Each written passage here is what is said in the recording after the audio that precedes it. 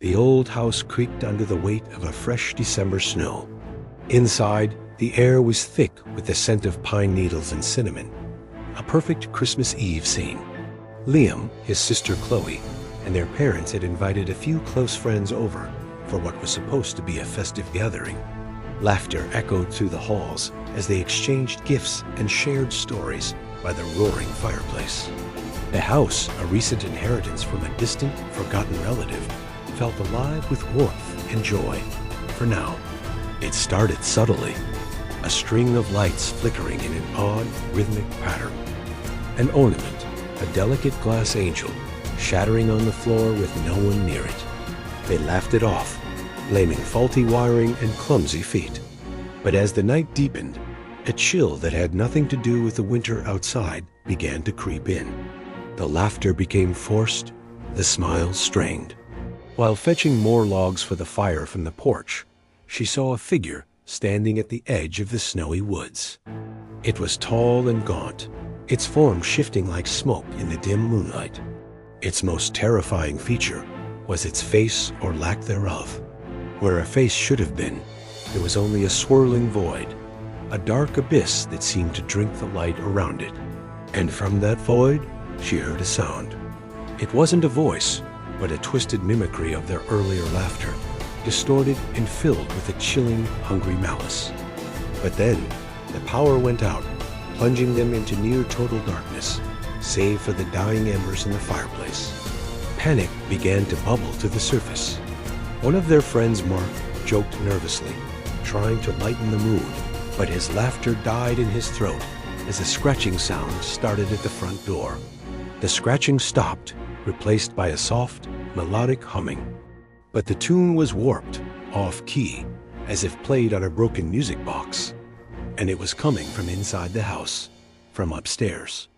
Liam, armed with a heavy iron poker from the fireplace, decided they had to face whatever was up there. He and Mark crept up the creaking staircase, their every step echoing in the oppressive silence. Pushing it open, they saw something that froze them in place. Dozens of old porcelain dolls, left behind by the previous owner, were arranged in a circle on the floor. In the center of the circle was a beautifully wrapped Christmas present, the one Liam had given his mother earlier. The dolls' painted eyes seemed to follow them, their frozen smiles twisting into leers. But instead of the cashmere scarf it should have been inside, a plume of black, oily smoke coiled out, forming a shape in the air. It was the faceless entity Chloe had described.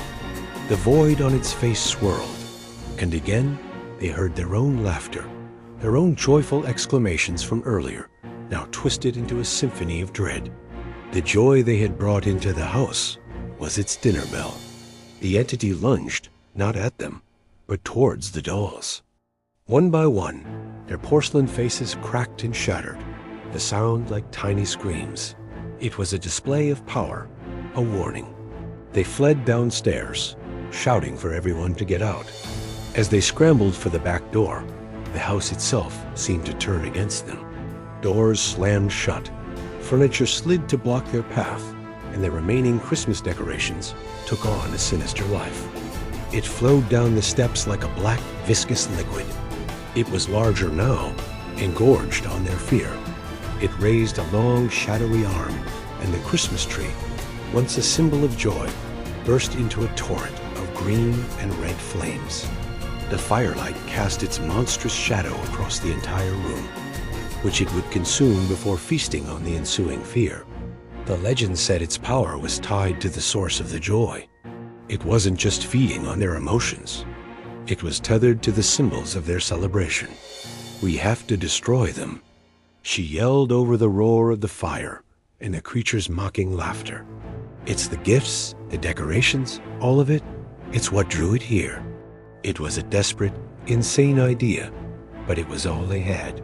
One by one, they began throwing the symbols of their Christmas into the fireplace. The beautifully wrapped gifts, the handmade ornaments, the stockings embroidered with their names.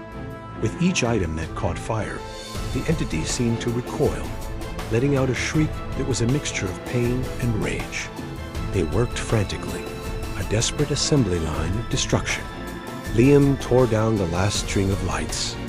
Chloe ripped the star from the top of the burning tree, and their father smashed the gingerbread house on the hearth. The creature shrieked, its form flickering and destabilizing. With one final agonized wail that shook the very foundations of the house, the entity dissolved. It didn't vanish in a flash, but rather unraveled, like thread pulled from a tapestry, until it was nothing more than a lingering scent of ozone and coal dust. The only sounds were their own ragged breaths and the crackle of the fire they had used to save themselves. The room was a wreck, their Christmas celebration ruined, but they were alive. They looked at each other, faces smudged with soot, eyes wide with a shared trauma. The joy was gone, replaced by a grim, hollow relief. As dawn broke on Christmas morning, casting a pale gray light through the smoke-stained windows, they knew this was a Christmas they would never forget.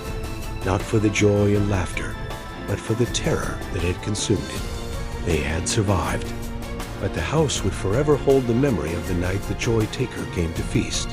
They left that day and never looked back, leading the old house to its silence, waiting for the next unsuspecting family to fill its halls with a happiness too tempting for the darkness to ignore. Thanks for watching. See you in the next one. The old house creaked under the weight of a fresh December snow, a sound the Miller family had come to associate with Christmas cheer. Inside, the air was thick with the scent of pine and gingerbread. Liam, home from college, was trying to teach his younger sister Maya a complicated board game while their parents, Mark and Sarah, decorated the towering spruce in the living room. Laughter echoed through the halls, a melody of pure, unadulterated holiday joy. That night, Liam's friends Chloe, Ben, and Noah arrived, adding to the festive chaos. They were a tight-knit group, their bond forged through years of shared holidays and summer nights.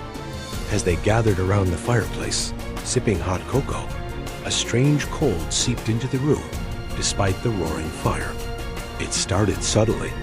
A whisper, like the rustle of dry leaves, would drift from an empty hallway. They brushed it off as the quirks of an old house settling in the winter cold. But the feeling of being watched grew, a prickly sensation on the back of their necks that wouldn't go away. The first real sign something was wrong happened during their annual white elephant gift exchange. She nervously laughed it off, but later, when she went to her guest room, the doll was sitting on her pillow, its head tilted at an unnatural angle. Panic began to curdle the festive atmosphere. It was a parasite of emotion, a creature that fed on the bright, vibrant energy of joy, only to replace it with the icy grip of fear. Then it moved on to their memories.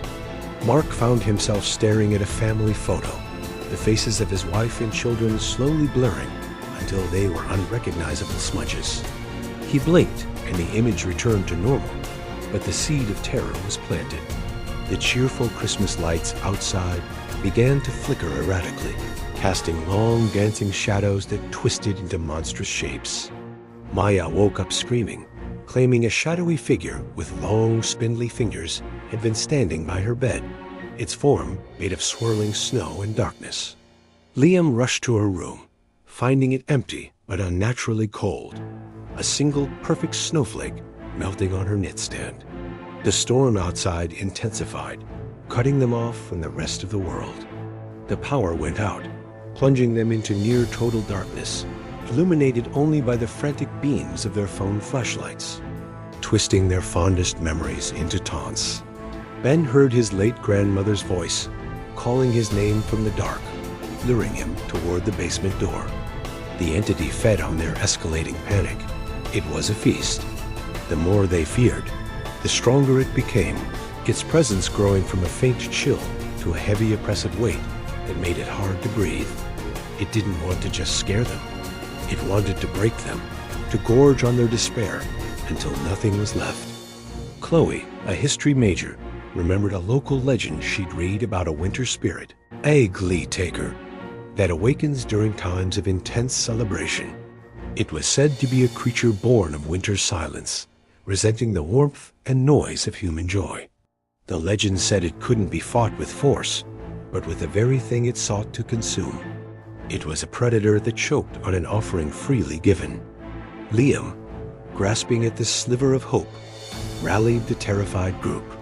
So we have to give it to them, not in fear, but as a gift. Gathering in the living room, huddled together against the suffocating darkness, they began to share their happiest memories. They spoke of childhood Christmases, of summer vacations, of inside jokes, and shared triumphs. Maya, holding Liam's hand, whispered about the time he built her a magnificent pillow fort that took up the entire living room. With each memory shared, a strange warmth spread through the room, pushing back against the oppressive cold. The entity writhed. The whispers turned to shrieks of frustration. The house trembled, not with malevolence, but as if in agony. Liam looked at the others, their faces illuminated by a single candle, tear-streaked but resolute. They were no longer just victims cowering in the dark. They were a family, a unit bound by love and memory, and that was a power the creature could not comprehend. For their final offering, they began to sing. It started with Liam, a shaky rendition of Silent Night. One by one, the others joined in, their voices growing stronger, harmonizing in the darkness. They sang not for the holiday, but for each other, a testament to their unbroken spirit. The entity let out a final deafening screech that rattled the very foundations of the house. The windows shook, and the remaining ornaments on the tree shattered. And then, silence. The unnatural cold receded, replaced by the normal, crisp chill of a winter's night. The power flickered back on, and the Christmas lights on the tree glowed with a steady, warm light. They had survived. They sat in the morning light, exhausted but together, the terror of the night already feeling like a distant, nightmarish dream. Christmas had come, not with the boisterous cheer they had expected, but with the quiet. They had faced a monster that fed on joy and fear, and they had defeated it with the one thing it could never steal, the love that bound them together.